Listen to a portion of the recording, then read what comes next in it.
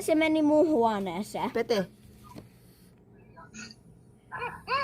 Ehkä kannattaa pitää oven kiinni, ettei ne tuu Miten se on voinut tulla?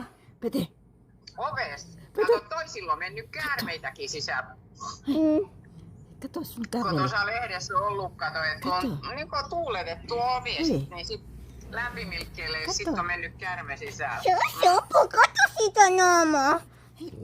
Hyi, se on ruma, älä vaan suutele sitä. Siis koulussa me nähtiin Pete. semmonen kuollut pienempi. Pete. Tai. Joo.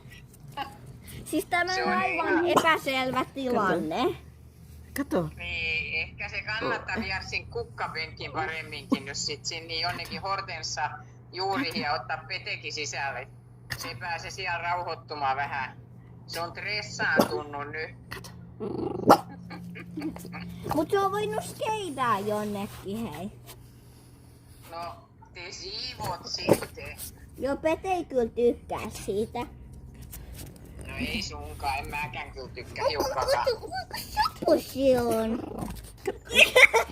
Mitä se Pete teki sille? Nyt sillä on joku monsterimoodi.